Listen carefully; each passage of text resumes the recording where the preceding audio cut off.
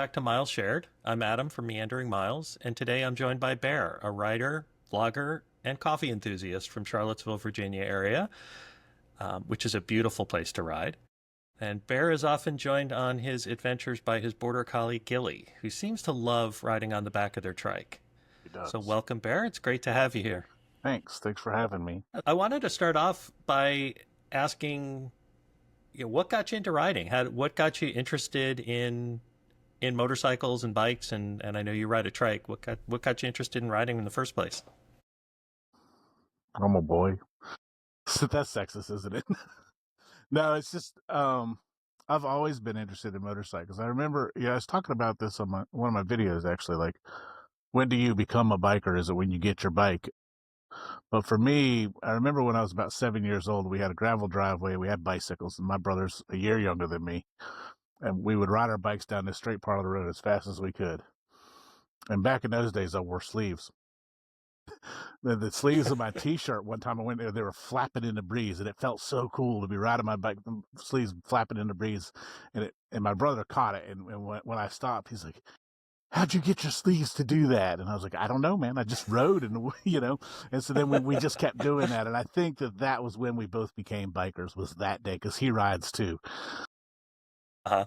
and he's had motorcycles for most of his adult life, and I have not, because I married young. I don't recommend that. I married the wrong woman. I definitely don't recommend that. And I had kids. You make your own decision on that one. So I didn't have, I didn't have the money. I didn't have the time. And then one day I decided I've waited long enough. I'm going to get a motorcycle. And I've wanted a trike since I was about 30 years old. And I just had backburnered it and put it out of my mind. And one morning I woke up and I said, I'm going to get a trike. And then my partner came home that evening and said, my dad's getting a trike because he rides too. And I was like, okay, that does it. And when I decide to make something happen, I go at it with everything I have. So like within weeks, I had a motorcycle license and a trike. Nice. That's how I went. And then the two things that my partner said about me getting a trike was that, or getting a motorcycle, she said if I wanted her to ride it, it had to say Harley Davidson, and it had to have at least 3 wheels. So I have a Harley Davidson with 4 wheels because I have a bolt-on trike kit. So I like to tell her that I went above and beyond. Right, we have a whole extra wheel in there. But Oh, that's right. Because yeah. So tell us what you have. So I have a 2005 Ultra Classic Electra Glide with a Voyager trike kit on it, and the Voyager trike kit it just bolts. You have a belly plate sort of under where your seat is, and it bolts to that, and it has some hooks in the back that it clips into. And it's basically like training wheels almost, except they're on the ground, but they will lift up when you're going around corners. And I didn't realize. I thought you had a 3-wheel trike. I didn't realize you now, actually did have 4 wheels. so you could take 2 bolts off and be back on 2 wheels in minutes. It's really, Mm-hmm. And the reason that I wanted to do that, I went back and forth about it, and I'm still not sure if I made the right decision. But if you buy like a trike, like Harley makes a couple of trikes, or you can, like Right. a Frankenstein trike or Volkswagen or anything that's sort of been fully converted, then that's what you have. Then if your engine blows up, you don't have a motorcycle. I don't, I can't buy another motorcycle, right? Like I did a lot to get the one that I have, and I can't do it again. Mm-hmm. But what I Right. decided was, Voyager trike kits are about $4,000. My motorcycle's worth, I don't know, $4,000 to $6,000, right? I can't buy a $10,000 motorcycle, but I can maybe buy a $4,000 or $5,000 motorcycle and put my trike kit on it if anything happens to my motorcycle. And then, if anything happens to a trike kit, you see what I mean? So you're basically, unless you mess both of them up in a big accident or something. But if something mechanical goes wrong with my motorcycle, I can buy another, Electra Glide and put the Mm-hmm. trike kit that I have on it. It'd be cheaper than trying to buy another trike. Right. Okay, so it gives you more options, more flexibility. If something breaks, you can change out part of Yeah. it. And if I decide I don't want to ride a trike and I want to ride on two wheels, I can just take it off. So, Nice. Well, I appreciate, as someone who my the first bike I ever bought was a 100th anniversary Harley Heritage Classic, and so I appreciate the just going for a big bike. And you went. I don't think you can get much bigger than the Ultra Classics. it is a big motorcycle, and I love it. I mean, like I think when I was younger, I might have liked a sort of zippier bike, but you know, I have back issues, I have hip issues, I have knee issues, I have, and that's the other part of riding a trike is like my left leg sometimes just stops working, and I like it's a very comfortable motorcycle, you just kind of like laid back on it. Hmm.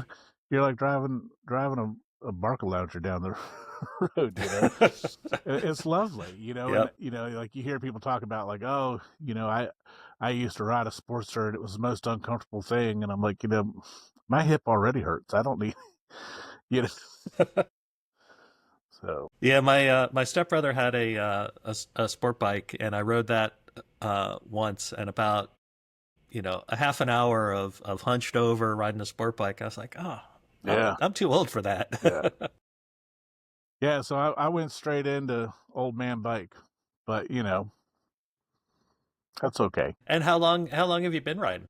Since November, I bought my motorcycle at some point in November, last Wow. November. So not very long. I'm pretty new to riding motorcycle. I'd ridden, like dirt bikes and all kinds of stuff in the past. So, you Hmm. know, I grew up riding bicycles because I grew up in the '80s. Everyone grew up riding bicycles, and when you're doing that through your whole childhood, you're like, if only I had an engine, and then then one day you ride your friend's dirt bike and you're like, oh my goodness, I have an engine, So I've done all of that. Like, I understand sort of how the mechanics of a motorized two-wheel vehicle work, and I have some, but not nothing like out on like highways and stuff. That's all. I'm fairly young at that, new to that, I guess. So in your since November, so in your 6 or 8 months of riding now, what's been the most interesting or eye-opening sort of experience going from having a motorcycle, getting out on the roads, going on the roads and the highways? What's been the most eye-opening about that experience for you, or most surprising? I don't know. I really like it. Like, and Yeah. because I started riding in November, I rode in some fun weather. Like, it wasn't very long before I was riding in hail, and I just didn't Hmm. care. Like I'm fairly impervious to cold, and I like the rain. um, so I've, you know, spring's been nice, but I just wanted to ride as Yeah. as much as I could. I really, and then I didn't want to ride in a car anymore. Like I never I don't have any use for a car now. Um, I like being you're like more in the environment on a motorcycle. When you're in a car, you have this screen. Hmm. Um, and I think that people feel very detached from, I mean, when you're sitting in a car in traffic, there's people right there, but you feel this sort of like detachment from them. When you're on a motorcycle, you could touch them, like you're no Hmm. longer, you don't have that barrier, and I like that. I like those little moments sometimes where you connect with other drivers, like especially when you're riding around with Hmm. Ghillie on the back, and they're like, "Yay!" and you're like, "Hi," and you have these little, or like your communication. You see so much more of you, and you can just like, I don't, your body language comes through better, and I like that. I don't know how to explain it, but that's been the Hmm. thing that's really excites me about it is just rather than just driving and dealing with the fact that everyone's frustrated about driving because you have to do it all the time. When you're on a motorcycle, you're more connected. You're more right there with those people. You're more, they're watching you, and Hmm. you can make eye contact with them. You can nod at them. You can wave at them. You just have these little moments of like humans celebrating just a moment of like of, oh my gosh, he's got a dog, or oh my gosh, he's got a motorcycle, or like just these little excited Like I carry Matchbox car motorcycles on my bike that I give to little kids when I see them, when like if they get excited and they wave, or they'll do like the little rev thing, I'll pull over and give them a little Uh-huh. Matchbox car to get all excited. Like I love those little moments, Oh, that's of awesome. just connecting with people. I think that I think if everybody rode motorcycles, we might be a nicer society. You know? I I hear that. I know that I've had some fun experiences, like passing a school bus or Yeah. being behind a school bus, and then you see all the kids in the window Yeah. like looking out at the guy on the motorcycle going down the The highway, and the first that's Bikes and fun. Coffee I ever went to was in Culpeper. And Hmm. and as soon as I pulled in, there was this lady standing there. And Culpeper's an hour from where I live. And she goes, Right. "I see you every morning." And I was like, I'm sorry. but but apparently she drives a school bus for the county that I work in. She's like, "We see you going up and down the road with your dog all the time." It's cool. So That's nice. yeah. And so you're in the Charlottesville area. Um, the roads there, one of the things I know I love about that area is there's so many just sort of rolling hills. You're Uh-huh. going down, you're coming back up, and there's a creek, a Hmm. river, something at the water at the bottom. And I know that when I'm on a motorcycle and I feel those temperature Yes. differences, you get to the bottom of the hill and it's just a couple of degrees Yep. cooler, and then you start going back up. It's just those are things that you just don't And experience in a car. the way that moisture in the air, Yeah. I do kind of get that in a car sometimes, but you're right, more so on a motorcycle. And I actually live in a little county called Greene County, which is just north of Charlottesville. We have a lot of that. Like we're right in Hmm. the foothills of the Blue Ridge Mountains, and there's lots of like country roads that just wind through and do that, dipping down the creeks and rivers and stuff. I've always really liked the water. Um, and I like rivers and stuff. So I'm right there with you. It really, like if I'm crossing a river, I look at the river. Sometimes I stop Yeah. and get in a river, like just So yes, that like it cools down, and everything smells like that earthy, fresh, moist smell. Hmm. Yeah, there's a lot of that here. It's very nice. Yeah. And so so you do a lot of travel, and I gotta ask you about Ghillie. Tell us a little bit about how Ghillie started joining you, and So Ghillie he's a border collie, and if anybody's watching and they don't know anything about border collies, if you don't have something for your dog to do, you do not want a border collie. They're working dogs, and if you don't give them a job, they will invent a job, and it will be a pain for you when they do it. I've had border collies for most of my adult life. I've done a lot of farm work. I used to shear sheep. I'm retired this year from doing that, and so I would have border collies that I had trained to go work sheep and cattle and stuff, and that's just what and you get the best dogs doing that. Mhm. But my last one, her name was Kite. I'm going to talk about her in an upcoming video. She died, and I missed having border collies in my life. And we found Ghillie at the Charlottesville Albemarle SPCA. His former owners had passed away, I guess, and we adopted him. And I thought, well, he can go with me to places I go. I thought that was sort of my plan for him.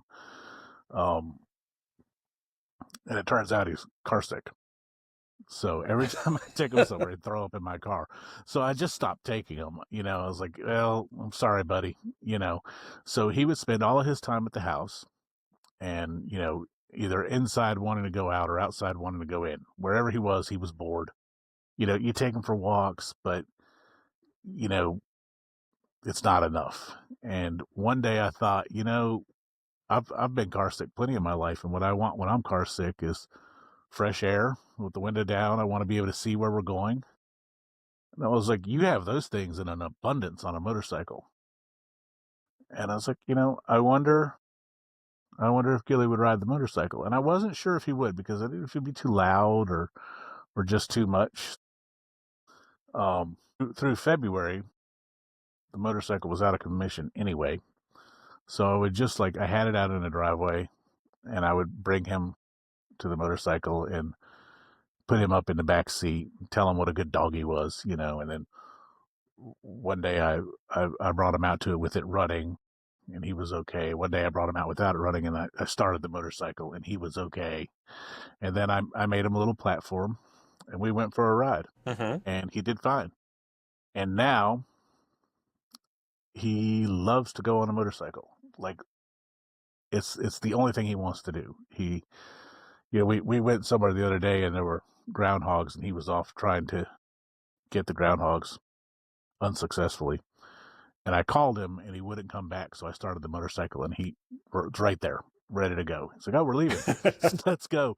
He does not get car sick on the motorcycle, and he does not care how fast we go. He doesn't really care how long we go. After about an hour, hour and a half of riding, I stop and let him have a break.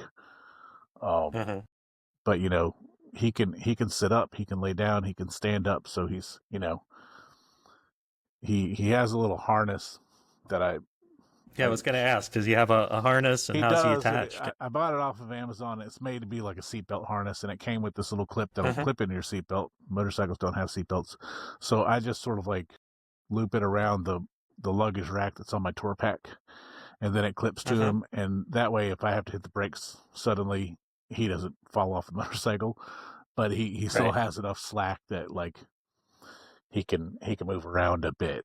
And he's got you know, he's not always really, he's not usually I've had dogs that were just so on point that if you say sit, they sit. If you say lay down, they lay down. If you say go left, they go left. You know, like Ghillie doesn't do any of that. He knows what sit means, and if you don't have a treat, he's like, I don't really see any reason to do it. But with the motorcycle, that's like he's like a one-trick pony. So if it means he gets to ride the motorcycle, he'll do it. So he'll sit on a motorcycle, and I can go into a store and do grocery shopping, come back out, he's still sitting there. I can unclip him, and he's still sitting there. And not until I tell him he can get down does he get down. It's like the only thing he does really, really well. He's like so perfectly, you know. And so like people see him, like we'll be places and like, oh my God, that's such a well-behaved dog. And I'm like, no, this is his one thing. This is all he does. You know, I'm like, he's not well-behaved. He just really likes to ride the motorcycle. You know, he's a dog with priorities. He is, but he is a good dog. I kid a little bit, but he's, you know, overall he's a good dog. You know, I'm used to more response out of border collies. You know, the ones I've had in the past were very quick to respond to me, and Ghillie's just like, "Are you sure? I don't, you know, I'm good." but if it's the motorcycle, if I put on a vest, he is like ready. He's at the door, whining, ready to go. He knows the vest means we're going to ride the motorcycle. Nice. So what are some of the adventures, or what are some of the memorable journeys that you've taken with Ghillie? With Ghillie, well, or without Ghillie? with Ghillie, I've done a few things. You know, we went to Stanton. If I do any kind of, like today, I went and did some work, and he came with me for that. That's boring, you know. But he does come on like the video trips that I make. I don't think I've done a lot with him, but I've done a few. He rode the Skyline Drive with me. Without Ghillie, I've had some. I wonder if Ghillie maybe kind of reins me in a little bit. I've had some adventures without Ghillie that I'm glad he wasn't there for. But like I did Pamplin. Pamplin, Virginia was before Ghillie started riding with me.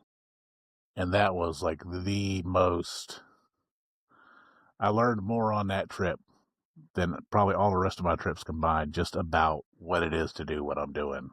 And I'll tell you about it if you want to hear about it. Yeah, please say more.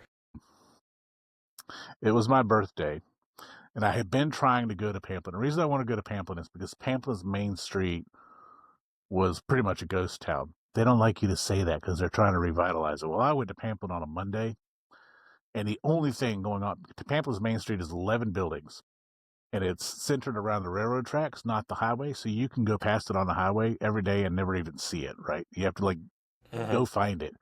There's one other vehicle there, and it's one guy working on one of the buildings. This was on a Monday, right? one of these buildings is like their town hall. And so you're like, and this is Pamplin, which is a ghost town. And they're like, no, it's not. And I'm like, really? It's not a bustling metropolis, people.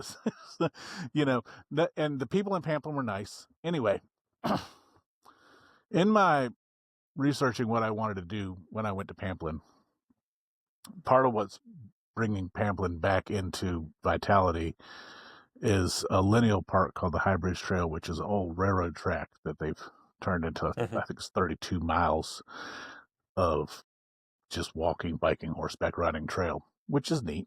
Mm-hmm. And sort of part of that is what's called High Bridge, which High Bridge is a railroad trestle. I think it's a little over half a mile long. It's 150 feet over the Rappahannock River Basin, and it's amazing. I loved visiting that. So that's how my day started, right? My wife gave me a camera for my birthday, and I was like, all right, I'm going to do Pamplin, just like that. And I got on a bike and went. Rode 2 hours in freezing cold temperatures to get to High Bridge, and I made coffee. And, and I did High Bridge, and then I went to Pamplin, and I did their Main Street, and then my motorcycle broke down. And what happened was that the rear arm for the gear shifter, where it connects to the transmission, Mm-hmm. it you know it's aluminum, and it attaches to hardened steel, and eventually the aluminum's what gives out, which is what happened. And I didn't have the tools to get it fixed. It was just so I was on the side of the road in Pamplin, Virginia for 5 hours, and eventually my partner sent her dad to pick me up. Um, and but he lives near me. Like, he was 2 hours away as well. Right. So Pamplin was neat. The buildings are neat. The history of the place is neat. The High Bridge Trail is awesome. Sitting on the side of the road for 5 hours was its own adventure, and it's not one Mm-hmm. that I want to do a lot of. Uh, No.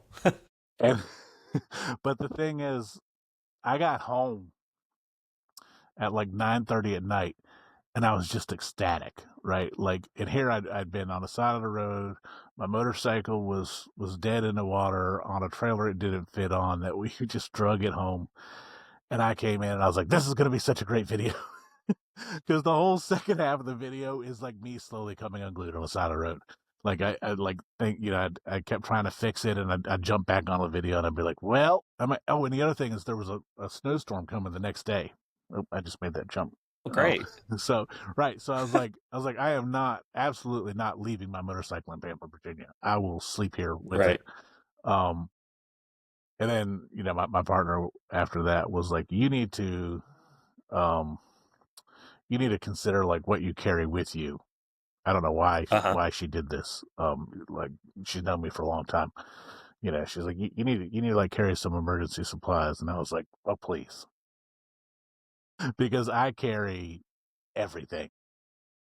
Mm-hmm. My history of backpacking, I carry everything light, but I carry several Mm-hmm. ways to make fire. I carry those little emergency blankets. I carry those little hand heater thingies that you can put in your boots and all.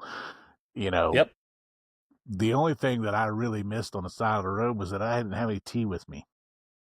Like, I had water and I had a stove to heat the water with. But I didn't have tea. I really wanted a cup of tea, and I was like, I had kipper snacks, but not tea. Okay. So, But not tea. Nor did you have like a 6-inch piece of aluminum you could use to fix the. well, or like even just a wrench, like, and Oh, there was a guy that stopped and went to get me one, and then he couldn't find the one that he needed, and he brought other stuff, and it was just nothing was. You got to watch the video. It's hilarious, but it was, so here this day started out like really awesome. Like, I went to the mm-hmm. bridge, and I loved it, and I was so excited. It was beautiful, and it was great views all over, and then it ended with me just like sitting there like, oh, I didn't tell anyone where I was going, and I didn't have any phone service. And I know better than this, right? Like I said, hiking, right? You tell Mm-hmm. people where you're going, but like, you know, one of the things that my partner got upset about, she's like, how do I know even like where to send somebody? And I was like, oh, well, there's an address here. So I gave her the address. But she couldn't. She knows how to like ping my phone because I lose my phone a lot, so she can like go into Google and see where it is.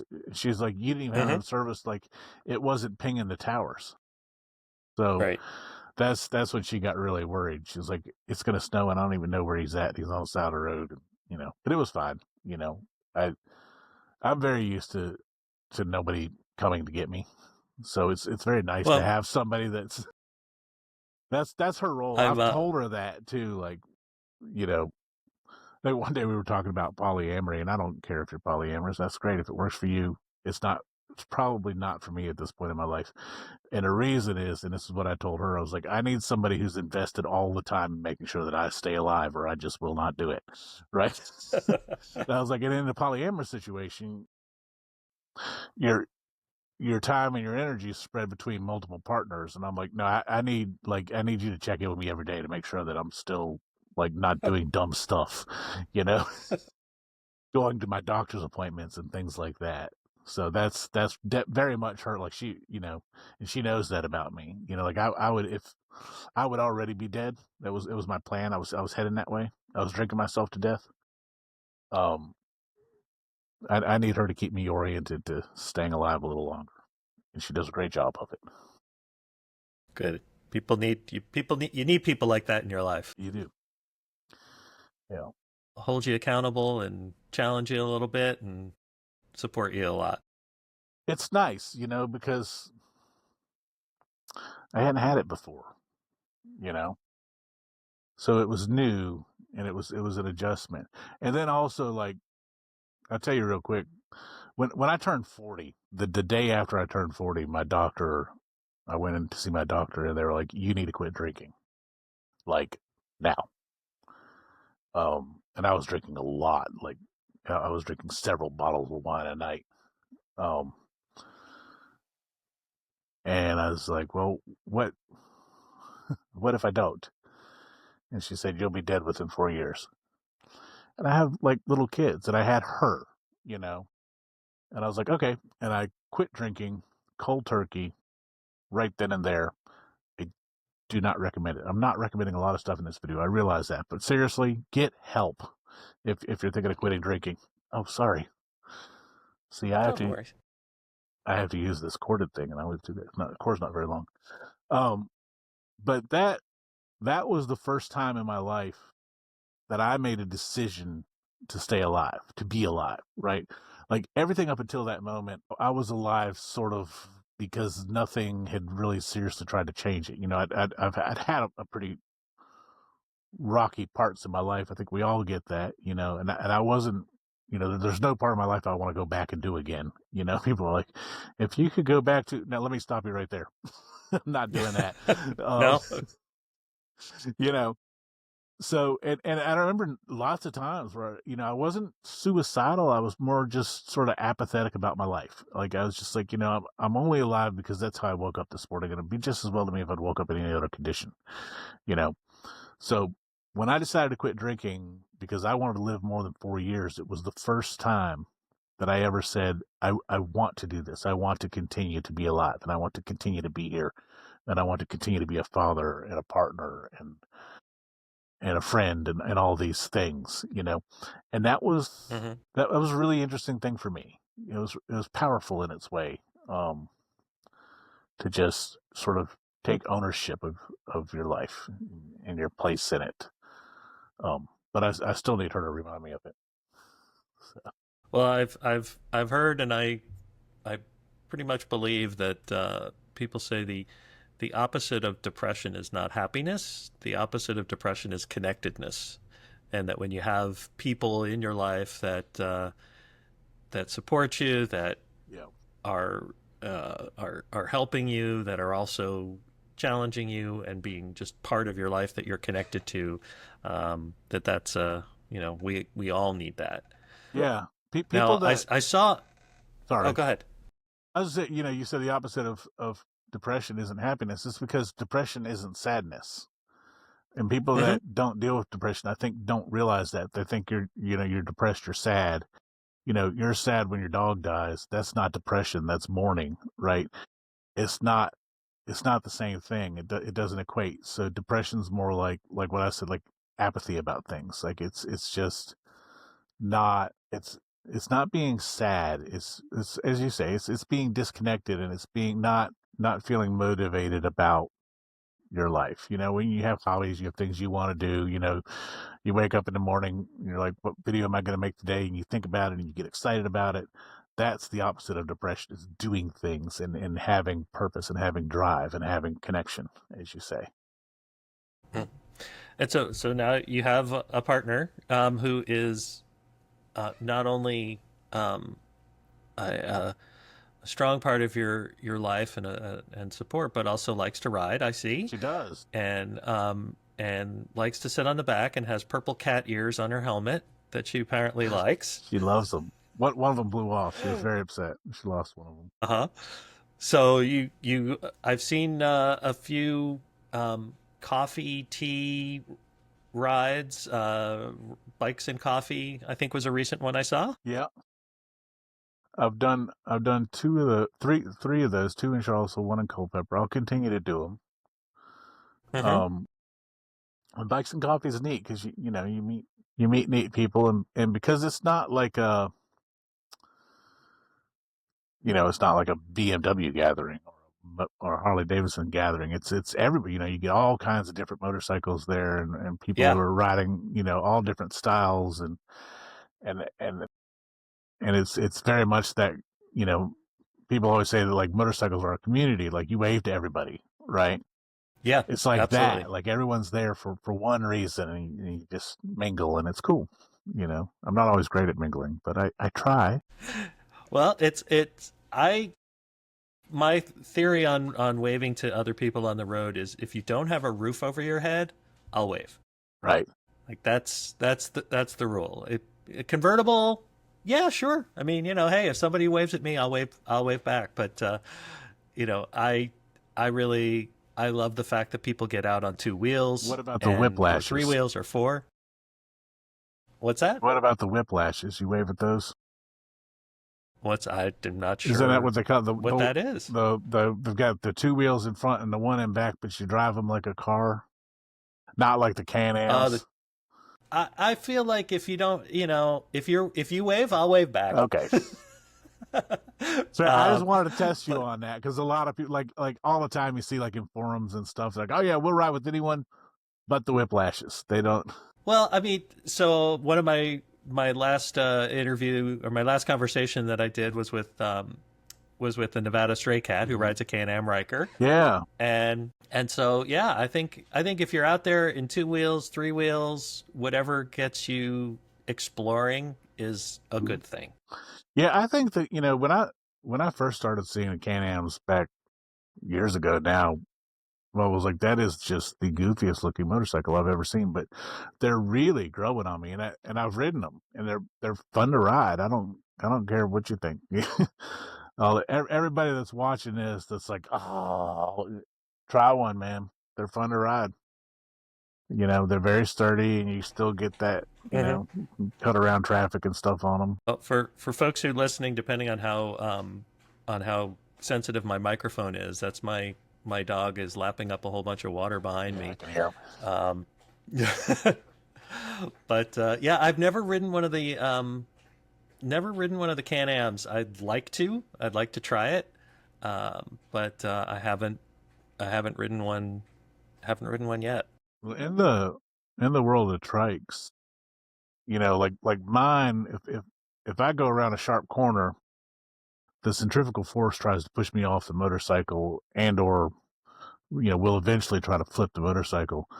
On a Can-Am, all that's doing is pushing you into your outside front tire. They'll never flip. Hmm. I mean, Right.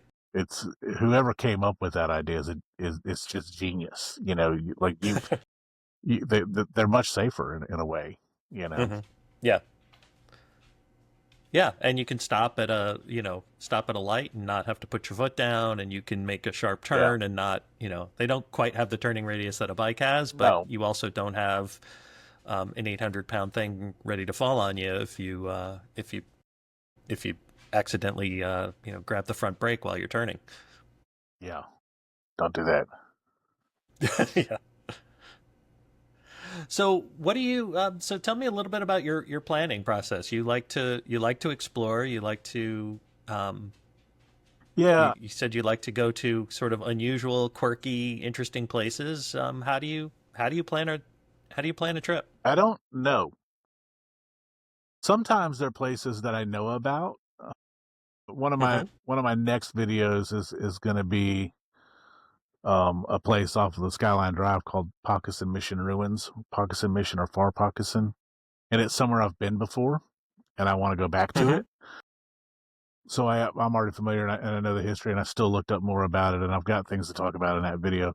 But usually, what I do is I look for somewhere that's haunted or somewhere. So like I did Stanton, Virginia.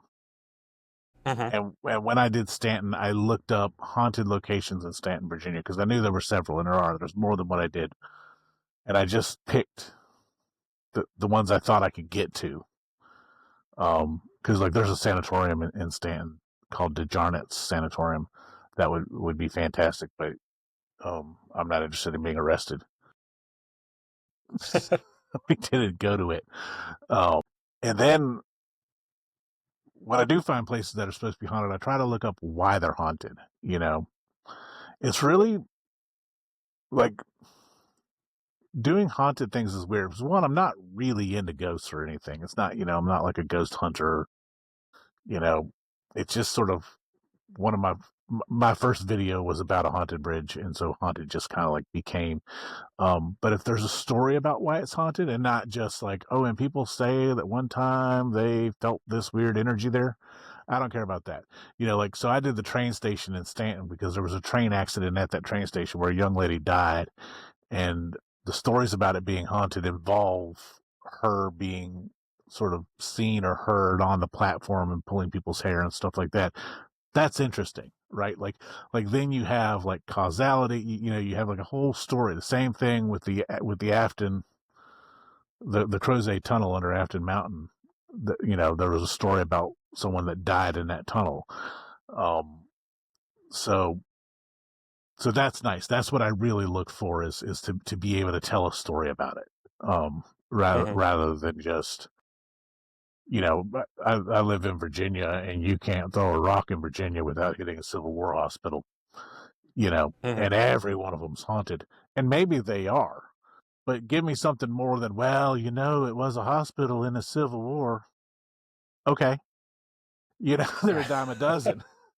Um, so that's what I do. Well, so let me tell you, one of the things that I found really interesting about your channel is that you have a really wide variety of interests and Yeah, you like those stories. So I've been watching things like, you videotaping and talking about a couple of vultures that are hatching and nurturing their baby, um, that just went up today. and I saw that this morning, and then but you also have going for coffee in Yep, in Culpeper, and you have riding with Ghillie on Skyline Drive, which is one of the most beautiful roads, catching swarms um, of bees. and catching swarms of bees. Yep. So I see a lot of really different things. There aren't all about riding, um, and although riding seems to be a good part of getting there, but there's I think that's a really interesting thing about what you're trying to do on your channel, which is seems to be like telling these stories that intrigue you, and I like that. And just who I am and what I do. Like Hmm. there's a there's a kid. He lives down in Florida, and his name's Braden. And I don't actually know Braden. So my son got me addicted to playing this game called Fortnite.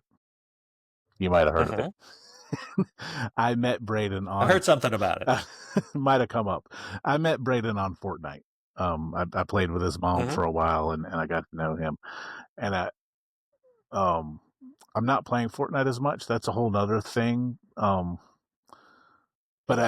at one point, like, I decided that I was going to make all of my videos for Braden. right?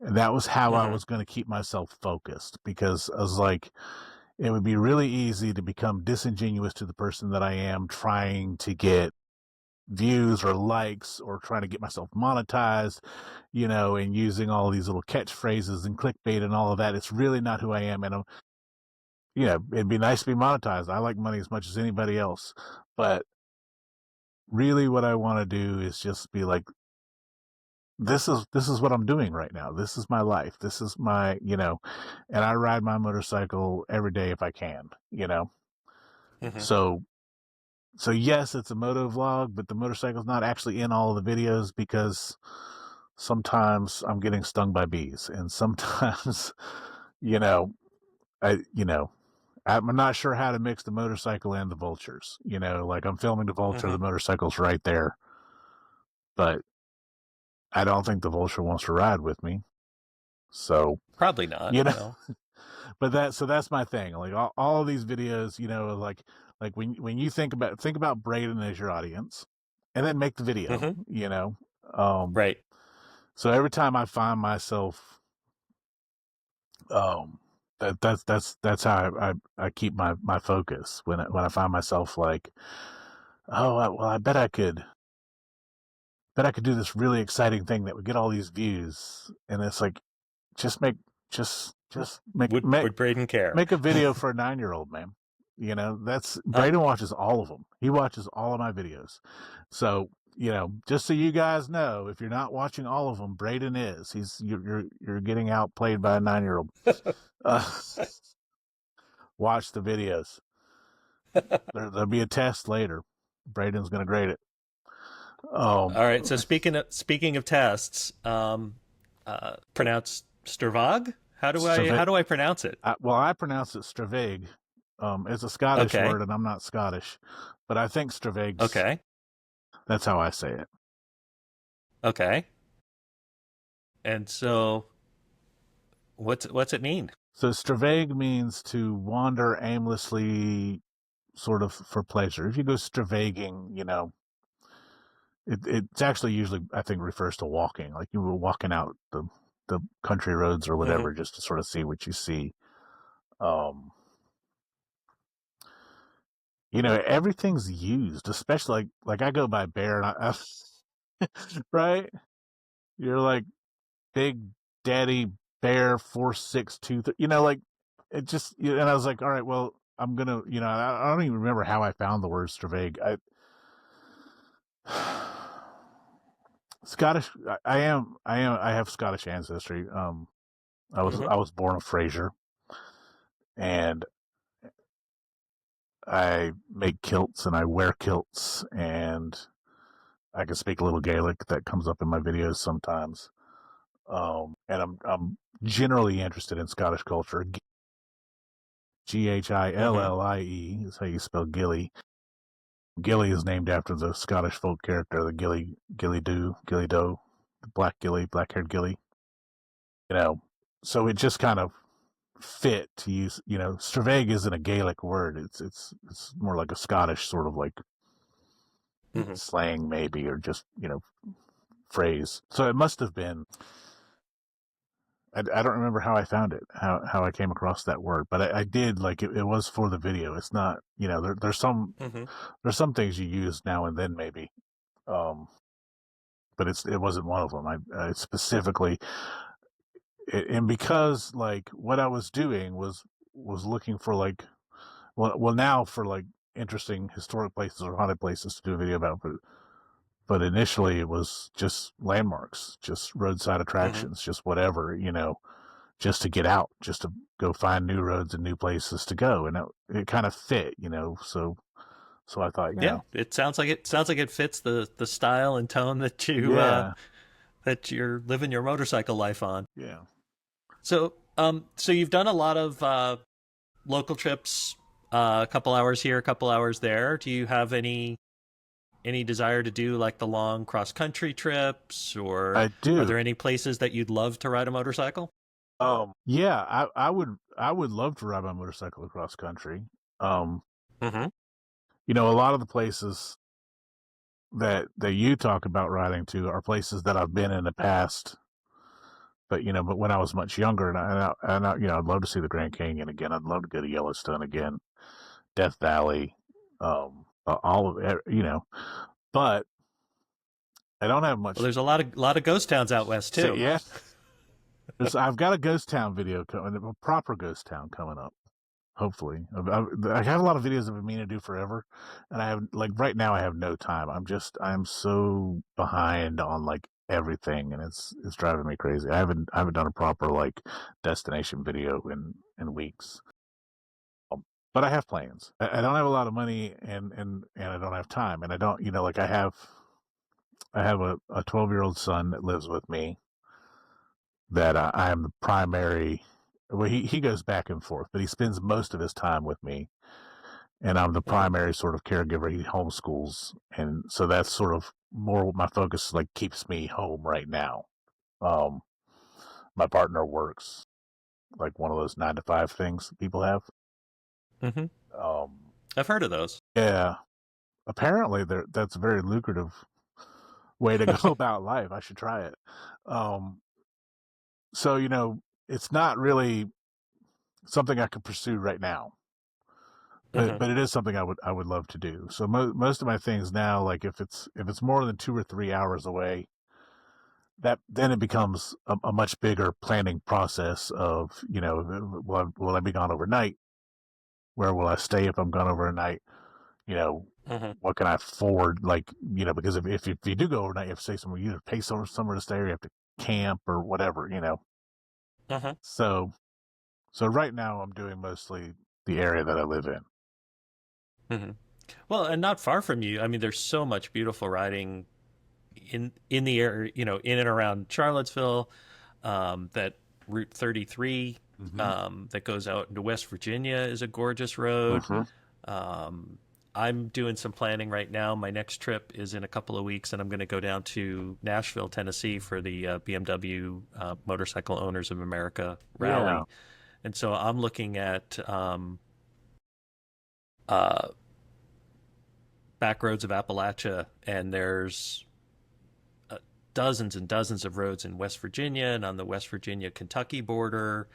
It looks just like some absolutely beautiful riding. And I've been to some of those areas. I've been to Red River Gorge um, and Cumberland Gap area before on a bike, and those are beautiful. But yeah, I'm looking forward to going through that area. And there's so much riding within just a couple hours from where you are. Yeah. I I would like to. So I'm from West Virginia initially. Oh, really? Yeah. Oh, okay. And I grew up in a little town called Alderson, West Virginia, Hmm. which is sort of like South Central West Virginia, and so not on a motorcycle, but I've been on all those roads you're talking about, and they are beautiful, and they would be lovely to ride. Oh. Hmm. And I've thought about that. I actually thought, it'd take 3 hours to get to Alderson from here, and I haven't been to Alderson in decades. And Hmm. I think about that sometimes. Yeah, go back and just see the town, and maybe I'll ride there. That could be fun. Yeah, no, on my cross country trip, there were a couple of places where a couple of times where I got to connect to people who I hadn't seen since high school. Yeah. A friend of mine was playing at a jazz club in Nashville, and I hadn't seen him in like 35 years. And so I reached out to him on Facebook. I'm like, hey, I'm going to see your show. And it was awesome to see him. Yeah. And those kinds of things, you find there's so many.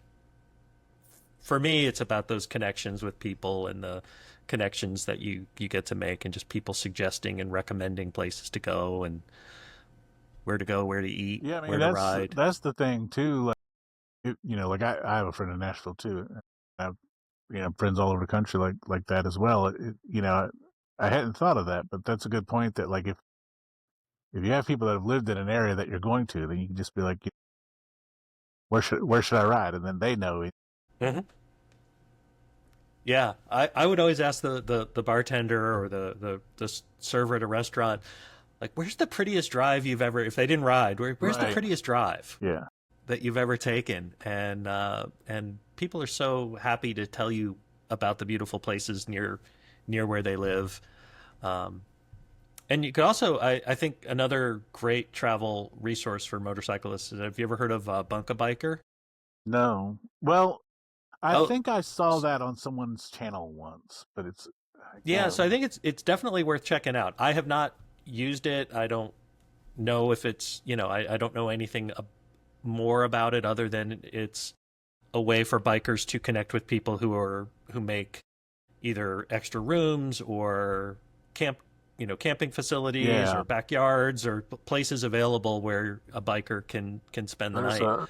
a Um, and so it's worth checking out. there's a guy I can't remember his name, but I was watching his channel. This has been a little while ago, and I think he does that. Like Hmm. he had done a bike trip. Like I think he decided to visit every Harley shop in America for some kind of That's ambitious. veterans fundraising thing, and then had sort of created one of those. I bet he's on that. That's what he was doing because Hmm. one of his videos, like he had his campsite, like, well, Yeah, he had a this trip. I'm house. doing a mix of camping and yeah, this trip I'm doing a mix of camping and hotels.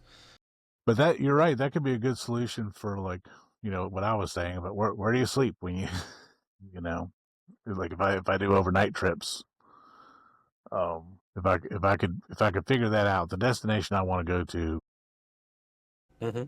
in relation to where those bump what is it, Bunka Biker or whatever it is. Yeah, I think it's Bunka Biker. I'm gonna look into that. So it's a good thought. Yeah, Thanks for the suggestion.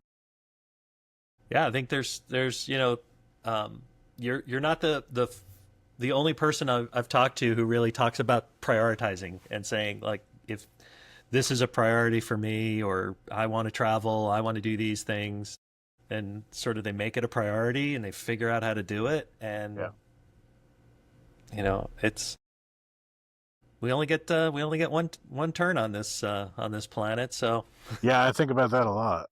That if if there's anything you want to do it. The longer you wait, the less time you have to do it. Uh, you know, Especially if it's something like if you were interested in riding motorcycles, and you're like, one day I'm going to get a motorcycle. Go get the motorcycle, right? Because all of the mhm, time that you're spending between now and then is time that you could be riding, right? right. And you don't want to buy the motorcycle and die the next week. Like, buy it now and hope you don't die next week. Yeah, I always tell people, go. I'm a big fan of the Motorcycle Safety Foundation and their Mm-hmm. courses, and I always tell people go take the class Go take the class. and take the class. You use their motorcycles. If you don't like it, you don't like it. Like that's fine, right? Give it Yeah. a try. If you love it, then awesome. And it's a good way to find out. And just a good way to appreciate what it's like to ride a bike and figure out whether it's something you really love or don't. Yep. And also take Because I got a 900-pound motorcycle. I'm no, I not know. letting somebody who doesn't know how to take ride it the try it. take the class because like even if you think you know what you're doing, there will be stuff in that class if unless you've been riding for a long time, you won't have thought about, Yeah, like just as a get because I took it, and there were things that they drilled into me that had never occurred to me about, that would have been good to know on a bicycle, you know. sure. So, Yeah. you know, it's $400. Everything in motorcycles is expensive. This will be one of the better $400 you spend. Go do it. Yep. Absolutely. Yeah. That's when I did my cross country trip last year.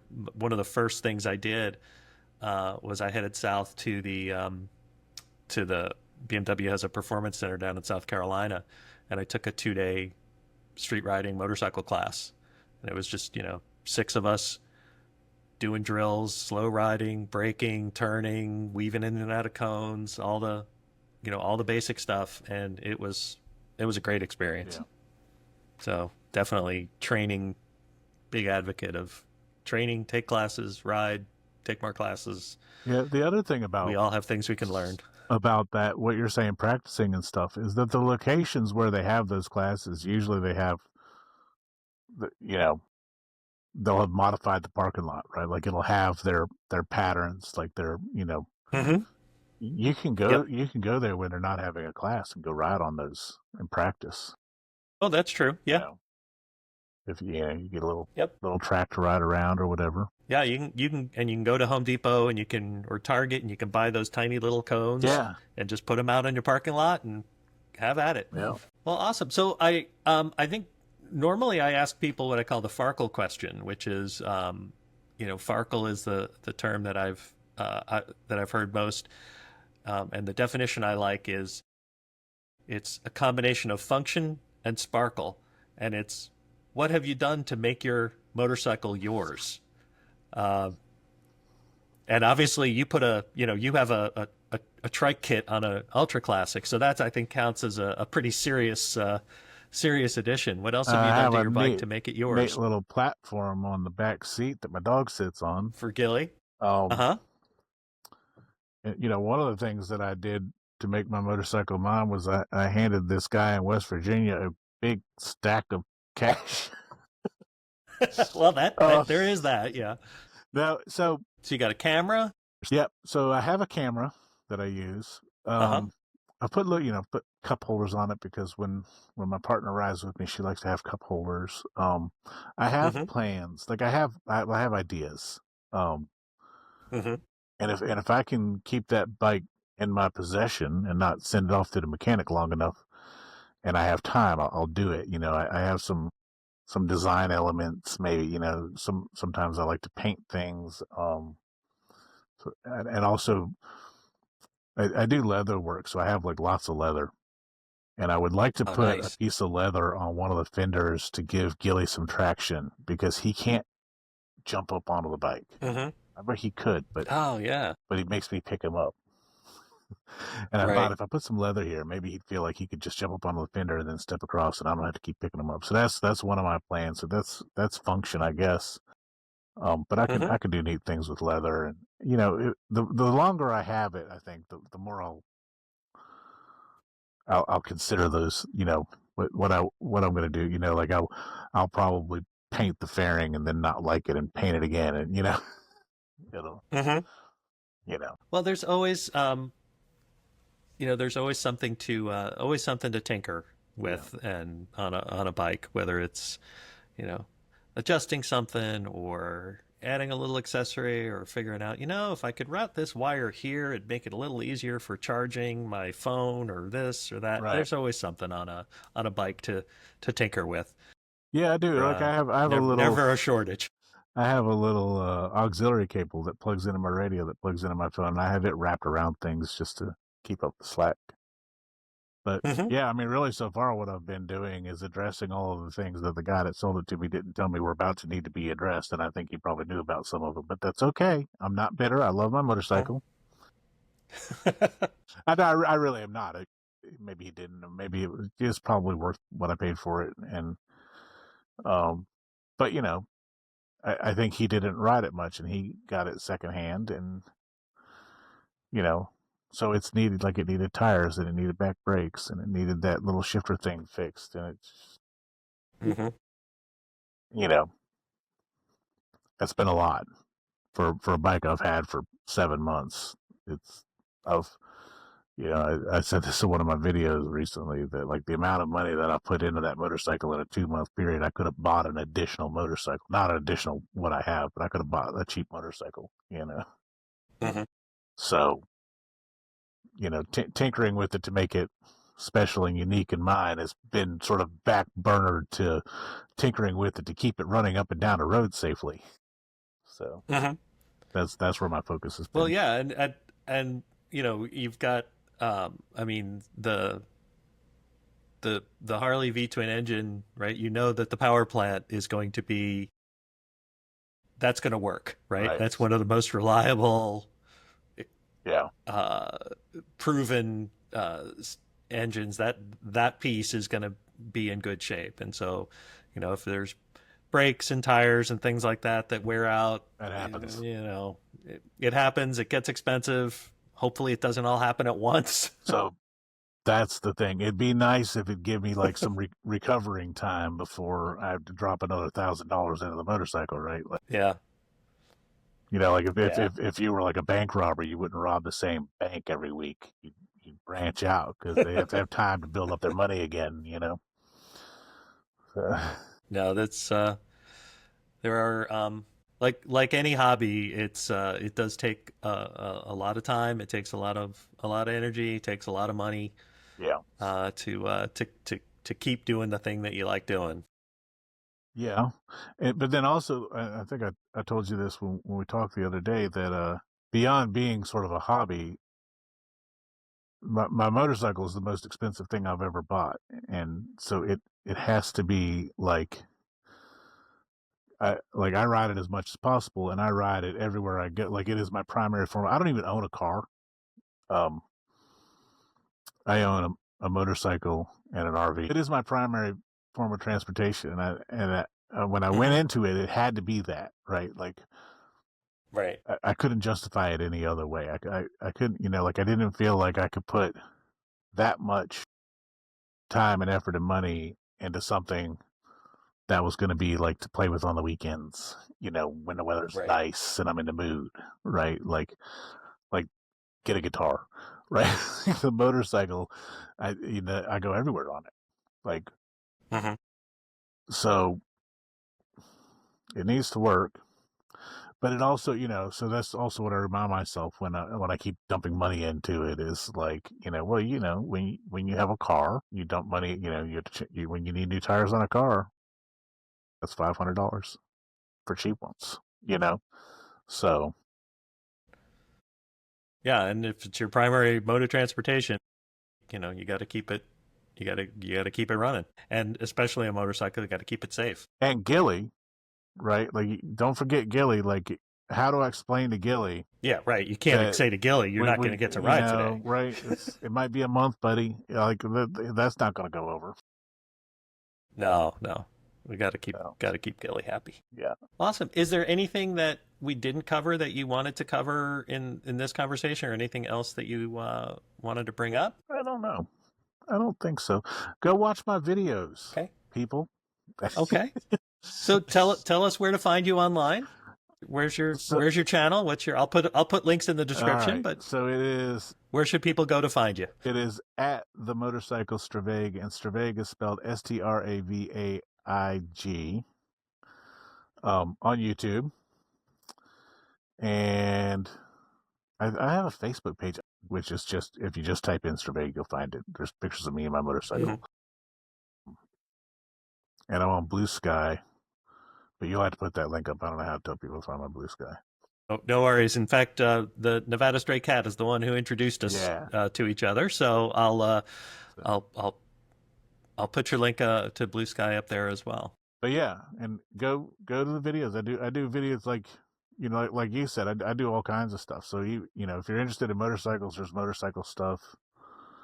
If you're interested in history, there's history stuff. There's paranormal stuff. There's stuff about bees. I have 2 beehives full of bees right now, Oh, which is very exciting for me. You don't have to put that into the. It's just, I actually got bees for the first time last year, and my bees died oh, because somebody sprayed, like my whole oh. hive died all at once over spray. So I'm very excited to have bees again. I'm a very new beekeeper, and that's why there's like So I know a couple of beekeepers. there's 4 videos of Uh, bees on my channel.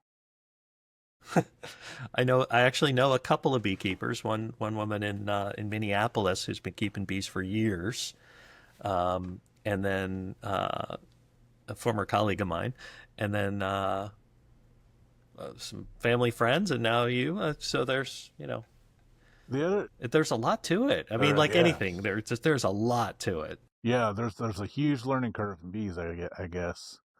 The other thing about my channel that you guys don't know, I guess, but it is very much just me. Like it's just, there's no. I have a friend who I've known for decades and decades, and she's a good friend of mine. And she messaged me one day, and she was like, "So I just watched your latest video, and I don't know what she was, sitting around doing her dishes or whatever, but she's like, it was just like hanging out with you." Like it was just like having her phone playing my video. She's like, it was like you were just here talking. That is exactly how you are. Like, so like all like I've watched a lot of videos about how to make videos and people, and you go on YouTube and people are like, "What's up?" They got like all this high energy Uh, and stuff, or no, or people are no. like, if you have a pause, you need to edit that pause out. I don't do any of that, right? I don't I don't want to be like really excited when I'm not really excited. If I look excited in my videos, it's because I really am excited. And I don't edit out like the pattern of my speech in my videos that's the way I talk. You know, so when you're watching them and I'm talking about something and then I'll pause for a minute because I have ADHD, right? And it just like I have to collect the thought and then I'll do. That's really how I talk. That's really how I am, and I don't edit those out. Like someone's like, "Yeah, I edit those out." I was like, this is me. This is really me. My name really is Bear. This is really what I do. You know, and Hmm. and my videos are all over the place because of that. Because I do different stuff. Sometimes I'm out looking at vultures, and sometimes I'm out catching bees, and sometimes I'm out riding, and you know, sometimes I'm in my greenhouse in my videos. Just playing around my fish or whatever. So something for everyone. Well, that's awesome. I mean, it's um, right. If you were watching how to do YouTube videos, they tell you be authentic, and Yeah. you're just doing your thing. So that's Yeah, so that I was think the best way to be is to do your thing, be yourself, and people will like you or not, and they'll like your videos or not, and that's okay. that was the best compliment to me when she said that. Right? She just sent it to me a message. She said, it was just like you were here and we were just hanging out. I was like, that's exactly how I want my videos to be. You know, so that if you meet me in real life, you're like, yep, he wasn't pretending at all. That's really, you know. Because I mean, like sometimes you see videos and you're like, oh, come on, doesn't how are you how are Right, you this peppy? You know, right. but you know, it's not. Well, some That's people get a little over caffeinated, I think. yeah. That doesn't happen to me. I drink a lot of coffee. You know, that's sort of what I meant too earlier when I said, make all your videos for Braden. If Braden was sitting here and I had to explain chickens to him, how would I explain chickens to Braden? And if he didn't say anything back, and I just this is how I'd say it, and then that's how that goes into the video. So Nice. Well, it was awesome to hang out with you today, and talk about your adventures and your experiences with just kind of getting started into motorcycling and trike, and your or just getting started into motorcycling, and your first experience with a trike, and your experiences on your channel. I really appreciate the time you spent and your thoughts and your insights. Anything you'd like to end with? no, I mean, I appreciate the opportunity to be interviewed. I'm very honored that anyone cares at all what I have to say about anything. So thanks for having me on. And I look forward to seeing a video when it comes out.